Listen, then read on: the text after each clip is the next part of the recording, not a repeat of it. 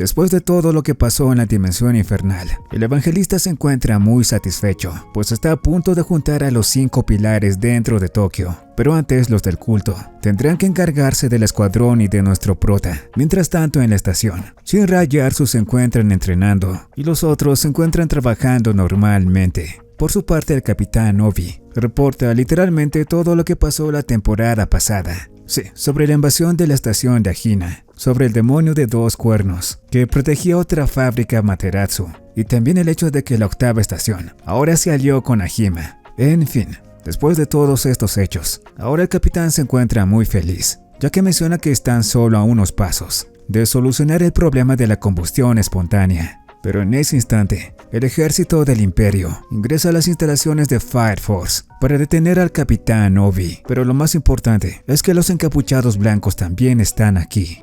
Por otra parte, los demás se encuentran entrenando, y ahora más que nunca, ya que se volvieron muy fuertes. Y es porque Arthur, Shinra y Tamaki pudieron entrenar con el capitán Benimaru.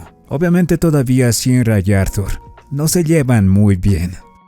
Mientras tanto, en el Templo del Santo Sol, el señor Raffles convocó al capitán Burst con el objetivo de unificar a todas las estaciones de Fire Force. Pero lo sorprendente en esta ocasión es que el señor Raffles quiere formar una alianza con los encapuchados blancos. Obviamente Burst no está de acuerdo, por lo cual estaba a punto de estallar una pelea. Pero Omea utiliza su habilidad y convence al capitán Burns, que de hecho ambos buscan los mismos objetivos, por supuesto liderados por el evangelista. Y todo a pesar de que para conseguir este objetivo tuvieron que morir muchas personas inocentes. Omea también menciona que el verdadero objetivo del evangelista es recrear el cataclismo, pero no con un objetivo siniestro. Además también dice que el culto del sol ya aceptó esta predicción, por lo tanto todos están de acuerdo. Y de una forma bastante hábil, convence al capitán Burns de que las dimensiones que vio cuando perdió su ojo era una tierra futura, que de hecho se puede evitar creando un nuevo sol en la tierra. Al escuchar todo esto, y aparentemente conmocionado, el capitán Burns es convencido e incluso se arrodilla frente al evangelista. Por otro lado, en la 8ª estación, se enteran de la detención del capitán Obi. Esto significa que los enemigos han logrado infiltrarse, por lo que ahora no pueden confiar en nadie, ya que el ejército también podría estar buscando a Shinra, y así la dura Burst podría estar en peligro. Sin embargo, la 8ª estación no se quedará quieta, y están empeñados en rescatar al capitán, y no les importa traicionar al Estado. Es así que todos están más unidos que nunca. Pero todo esto significa que ahora la 1ª y la 2ª estación son sus enemigos, y al parecer ahora tendrán que enfrentar a todo Tokio. Sorprendentemente Lich también está de acuerdo, pues sabía que tarde o temprano tendrían que rebelarse contra el Imperio. Por otro lado, Omea, que tiene controlado a Burns, planea traer a Shinra utilizando al capitán Obi, para así convertirlo en un infernal. Por otro lado, Shinra se encuentra cara a cara con el capitán Burns, y este le dice que implantarán un insecto en el capitán Obi. Cuando nuestro prota vuelve a la realidad, el equipo se prepara para ocultarse antes de que el ejército imperial venga, y Shinra menciona que tienen que hacerlo ya, porque vio al capitán Burns en una Dora Link. Es así que más tarde se preparan para dejar la estación. Y mientras el capitán aprovecha el tiempo en la cárcel, en la ciudad se da la noticia de que lo detuvieron por un presunto secuestro de un poseedor de la Dora Bars. Por su parte, la princesa Hibana se encuentra un poco preocupada por todo lo que está sucediendo, ya que ahora los de la 8ª estación son considerados unos traidores. Ella también podría estar en peligro.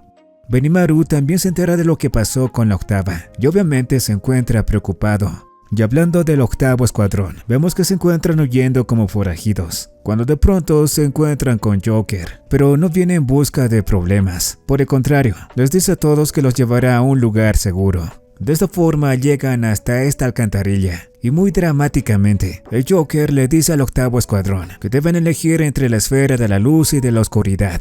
Obviamente sabemos su respuesta, porque ya se encuentran caminando por las alcantarillas, hasta que llegan a esta especie de cuarto o laboratorio, y se ponen a discutir cómo salvarán al capitán Obi, y al parecer Joker sabe dónde está. Mientras tanto, en esta prisión llamada Fuchu, Omea se encuentra con el capitán Burns, y menciona que como sacerdote siempre sirvió a la fe del Santo Sol, pero el Adora Link le hizo sentir dudas, porque aparentemente pudo sentir la divinidad en el pastor, así que ahora cree en él. Haumea puede ver que dice la verdad.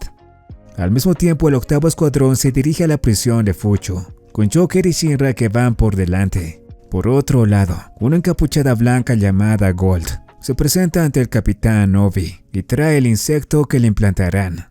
Por otra parte, el octavo escuadrón se dirige a pie a la prisión de Fuchu, aunque todavía tienen dudas sobre Joker, pero Lich les dice que si pueden confiar en él, también pueden hacerlo en Joker. Más adelante, Shinra también está muy desconfiado, así que le pregunta a Joker por qué los ayuda. Este simplemente menciona que tiene una intuición y sabe que este reino necesita a Obi. Aunque menciona que Obi no es la única luz que encontró, sino que también Shinra lo es. También menciona que en la cárcel hay enemigos poderosos, pero esto a Shinra no le importa, pues menciona que se volvió más fuerte y puede ponerse al nivel del Capitán Burns. Pero en fin, de esta forma irrumpen en la cárcel.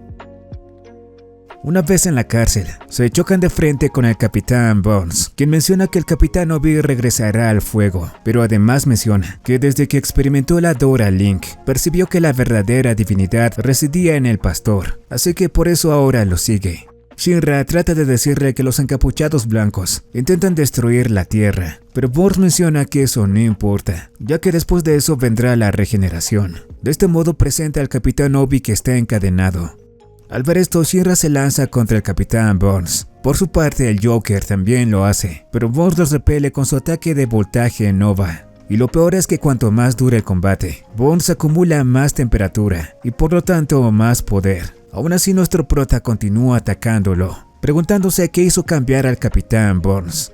Por otra parte, el octavo escuadrón continúa su viaje a la prisión y aparentemente están decididos a destruir toda la prisión, o al menos eso es lo que intentarán. Al mismo tiempo, nos enteramos de que el Capitán Burns, a pesar de haber tenido una Dora Link, sigue con vida porque Haumea piensa conectarlo al Doppelganger. Además, Gold menciona que ellos se encargarán del octavo escuadrón. Por otro lado, Haumea se encuentra en el santuario del inframundo, reuniendo el inconsciente colectivo. Mientras tanto, en el quinto escuadrón, la princesa se encuentra investigando acerca de los Doppelgangers. Y en ese mismo instante en la prisión, vemos que el resto del octavo escuadrón por fin llega. Ingresan de frente encontrándose con Gold y los encapuchados blancos. Pero lo extraño es que Arthur no está con ellos. En fin, Tamaki se encarga de la vanguardia y es la primera en atacar. Y los demás disparan a Gold para ayudarla. Pero no funciona, porque al parecer repele las balas. Y en otro lado de la prisión, vemos que el Capitán Burns ya se encuentra en la fase 2. Por su parte, Lich menciona que la clave del poder de Gold se encuentra en su brazo derecho, pero no sabe nada más. Aún así, el octavo escuadrón está dispuesto a derrotarla. Y mientras continúa la batalla, Lich logra descubrir el poder de Gold, y al parecer tiene que ver con el oro y el calor. Aparentemente calienta el oro, para luego magnetizarlo a través de su guante, y así logra controlar los metales, y por esto no puede ni siquiera tocarla. Sin embargo, Tamaki tiene un as bajo la manga, y se trata de unos intensificadores que Vulcan le fabricó. Supuestamente con esto puede amplificar su potencia. De esta forma crea una enorme bola de fuego, que lanza directamente a Gold. Pero a pesar de esto, la verduga sale con vida, y aprovecha para atacar a Tamaki con todo. Pero por suerte la depravada se deshace de su equipo, y estando más ligera puede esquivar los ataques. Pero hay más, porque el teniente menciona que la única parte de metal del traje es el cinturón, así que tienen que deshacerse de sus pantalones. Pero aún así no pueden hacer nada más, así que Lich menciona que tienen que detener el magnetismo del guante de Gold, y eso lo podrán hacer con otro cuerpo magnético. Por eso Lich planea cubrir el guante de Gold con hierro. Es así que mientras Lisa protege a todos con su lava magnética, Lich manda a derretir hierro en la cola de Tamaki, aunque Tamaki menciona que su fuego no es lo suficientemente caliente para derretir el hierro.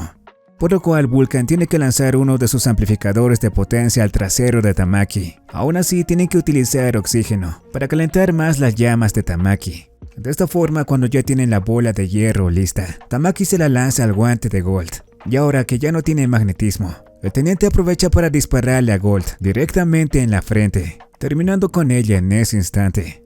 Pero los problemas siguen, ya que este otro verdugo llamado Stream menciona que será su siguiente oponente y empieza a atacar con las corrientes de aire. Pero justo cuando estaba a punto de matar al teniente, Arthur llega para salvarlo, y de hecho con un solo golpe acaba con el verdugo. Al parecer llegó tarde porque se cayó cuando estaban viniendo hacia aquí. Mientras tanto, Burns ordena que le metan el insecto al Capitán Obi.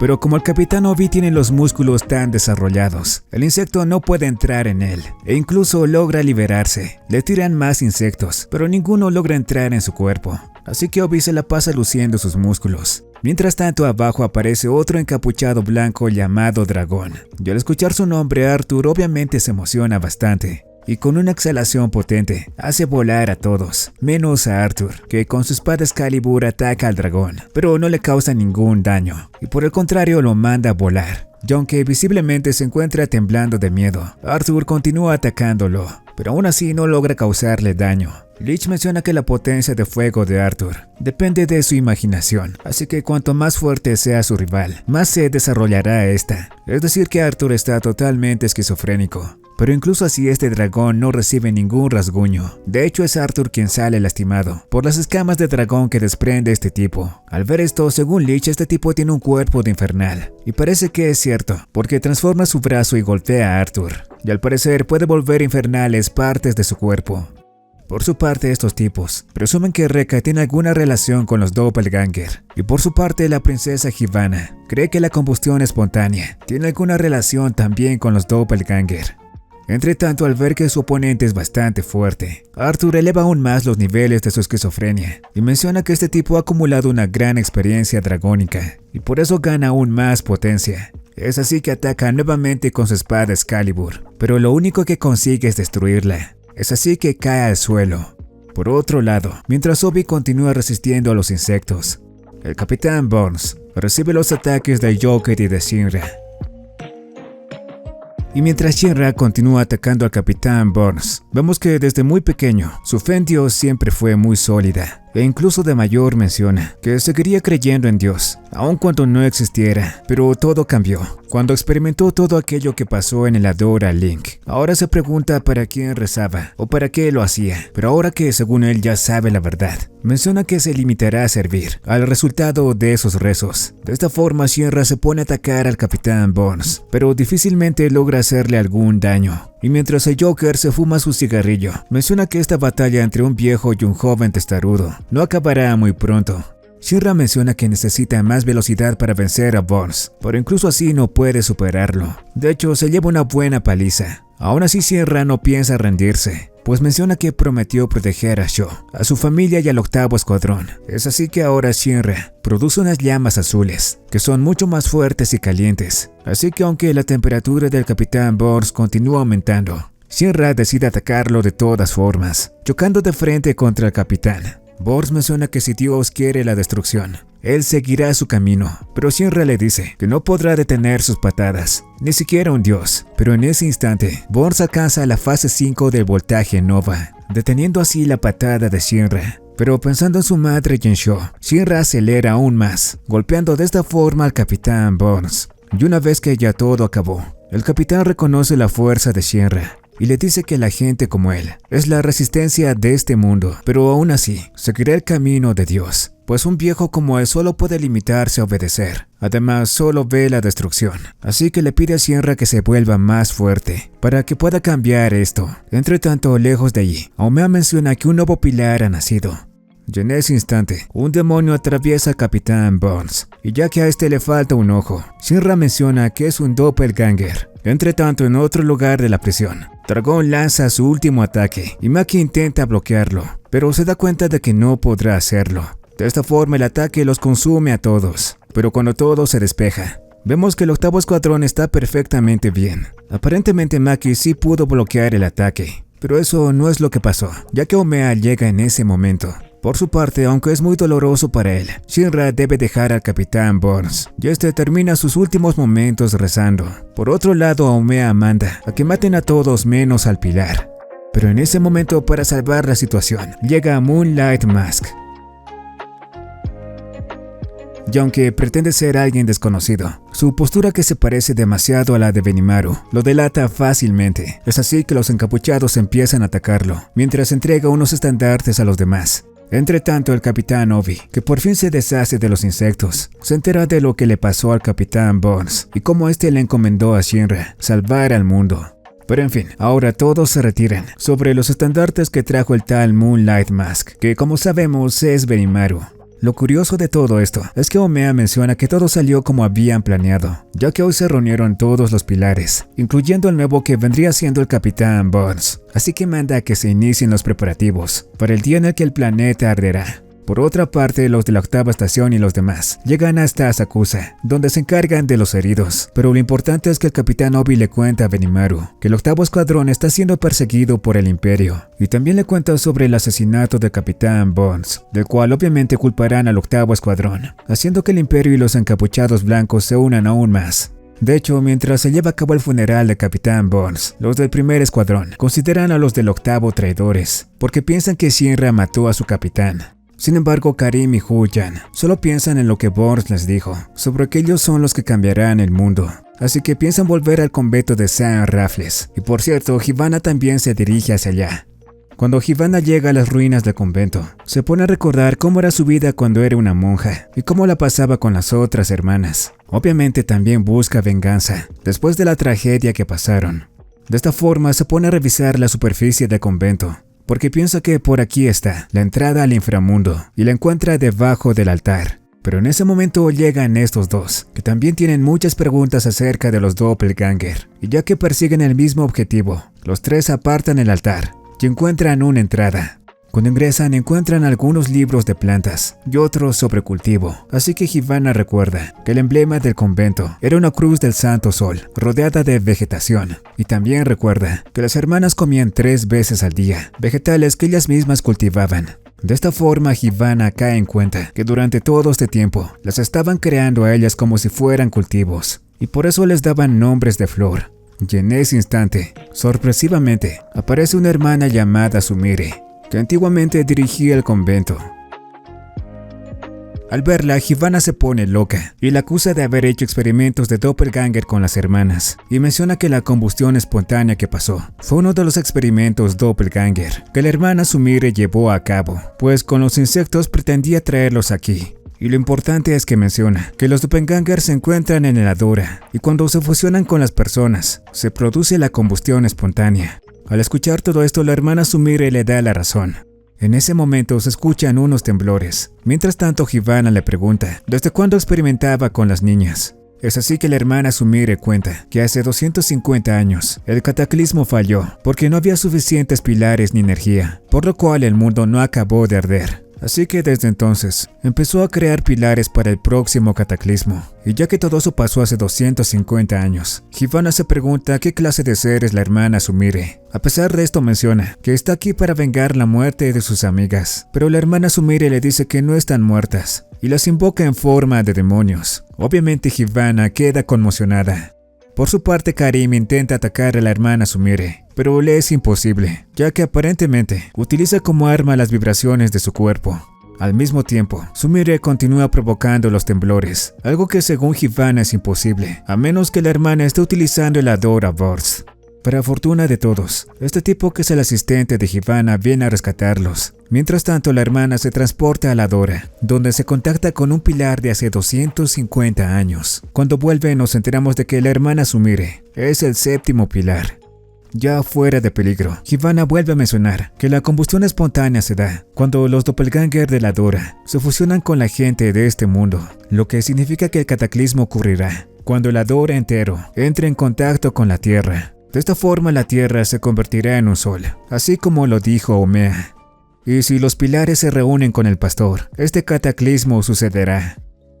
Mientras tanto en Asakusa, Arthur se encuentra lamentándose por no haber vencido a su oponente, pero sobre todo porque su espada está hecha a pedazos, y ya que no puede encontrar oricalco, que es el material del cual estaba hecho, se encuentra muy triste. Pero Vulcan le menciona que encontrarán este metal legendario, así que le dice a Arthur que le forjará una espada con ella. Obviamente el oricalco no existe en este mundo, por lo que Vulcan le mintió. Aún así sabe que Arthur es un esquizofrénico y se fortalece más mientras crea que es un verdadero caballero. Así que conjuntamente con Lisa y Yu pretenden engañarlo con oricalco falso. De esta forma todos se van en busca del mineral legendario, preguntando a las personas que obviamente están actuando, hasta que llegan a un árbol, en cuya base se encuentra un mensaje que dice que el oricalco se encuentra en la tienda de encurtidos. pero aunque el mensaje dice específicamente que el mineral se encuentra en una tienda, Arthur piensa que se encuentra en el inframundo. De esta forma, Arthur está decidido a ir al inframundo. Obviamente Vulcan sabe que esto es una locura. De todos modos, piensa seguirle el juego. Así llegan a una entrada e ingresan al inframundo, donde Yu aparentemente también se está volviendo loco. De todos modos, Vulcan menciona que necesitan que Arthur se haga más fuerte, así que seguirán adelante. Por otro lado, Shinra se encuentra muy pensativo, deseando ir a la Dora ahora mismo, ya que no puede esperar. Entre tanto, en el inframundo, Vulcan espera recoger cualquier metal y hacerlo pasar por oricalco para que esto termine de una buena vez. Pero Lisa no puede esperar más, así que hace aparecer un jefe final con sus poderes, que supuestamente resguarda el oricalco, pero Arthur se da de cuenta. En fin. En ese momento Arthur menciona que siente una presencia. E inesperadamente en ese momento aparecen los padres de Arthur, quien piensa que sus padres estaban salvando al mundo. La cuestión es que los otros están bastante sorprendidos, porque esto no lo tenían planeado. En cuanto a Rey y la reina, aparentemente también están un poco locos, pero mencionan que son de la resistencia y pelean contra la corrupción del imperio. Pero la verdad es que todo esto se lo inventó el padre de Arthur para huir de sus deudas. Y por eso fingen ser la resistencia en este lugar. Y no trajeron a Arthur porque era muy peligroso. Algo que a nuestro caballero no parece importarle. Pero lo sorprendente es que estos dos saben de la iglesia del Santo Sol. Y también del pastor. Y también de la Dora. Y también cómo funciona la combustión espontánea. Pero lo más loco de todo esto es que todo eso viene de la imaginación del padre de Arthur. Que según él es un profeta. Y de hecho sabe que Arthur viene buscando oricalco, así que les pide que lo sigan. Y les muestra esta parte de un cohete que está hecha de aluminio y resiste 3000 grados de calor. Pero Arthur piensa que es un trozo de estrella, un material perfecto para su Excalibur. Y en ese momento aparecen unos 3 niños, que son los hermanitos de Arthur. Aparentemente sus padres los tuvieron aquí, olvidándose así de Arthur. Pero como siempre a él no le importa. De hecho no se entera de nada, y solo piensa en su nueva espada. De esta forma se encargan de forjar la espada, y Arthur la recibe prometiendo que nunca peleará con nadie más. Y al final los padres de Arthur le dejan una nota otra vez, diciéndole que se van de viaje. Sí, es decir que otra vez lo abandonaron. Pero la esquizofrenia de Arthur no le deja ver las cosas como son, y solo piensa en salvar al mundo. Mientras tanto, Shinra intenta desarrollar el tercer ojo, que lo conectará con dimensiones superiores. Pero aunque parece que solo consigue dormirse, logra ingresar a una dimensión, donde vuelve a encontrarse con Sho. Es así que después de estar en el Adora Link, Sho siente la necesidad de volver a ver a su hermano, así que decide salir del inframundo. Pero cuando lo hacía todos lo interrumpen. Aún así pasó por ellos y siguió continuando, hasta que Arrow lo detuvo, mencionándole que la misa iba a comenzar, y por supuesto tiene que existir. Ante esto, Sho piensa que tal vez no tiene sentido ver a su hermano, pero rápidamente cambia de opinión y decide que tiene que verlo, así que empuña su espada contra Arrow y le pide que lo saque de aquí. Arrow le menciona que como guardiana, su deber es servirle, así que cumplirá su voluntad. De esta forma salen del inframundo, con Arrow siguiendo a Sho desde una buena distancia, pues como menciona nunca dejará de protegerlo. Mientras tanto, en Asakusa se da la reunión del 8º escuadrón, donde el capitán Obi menciona que para el imperio ellos ahora son considerados unos traidores, y lo peor es que menciona que el cataclismo está muy cerca. Y esto se los dijo Hibana, que en ese momento aparece con un reporte completo acerca de la combustión espontánea. Y por alguna razón se ponen a hablar de parejas. Pero mientras lo hacían aparece este topito. Obviamente es Scope, que vino a Tokio para ver a Shinra. Aparentemente lo estuvo persiguiendo un perro infernal, pero lo derrotó con su potente puño llamado Destrucción Tálpida de Lucian. Pero aún después de derrotarlo aparentemente se hicieron amigos, así que fue el perro infernal que lo trajo hasta Tokio. Además menciona que tuvo que trasladarse en una caja llena de papas, que por cierto se las comió todas. Pero como a nadie le interesa su historia, Arthur lo detiene. Pero en fin, lo más importante es que Scope menciona que vino a decirles las últimas palabras de la mujer de negro sobre el gran cataclismo que está a punto de comenzar.